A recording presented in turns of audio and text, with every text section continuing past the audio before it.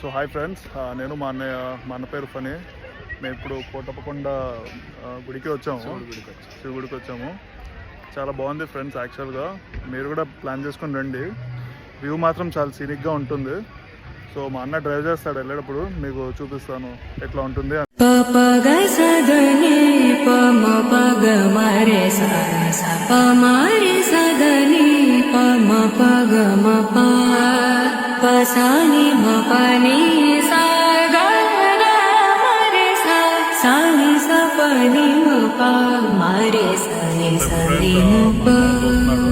Ghat road మీద.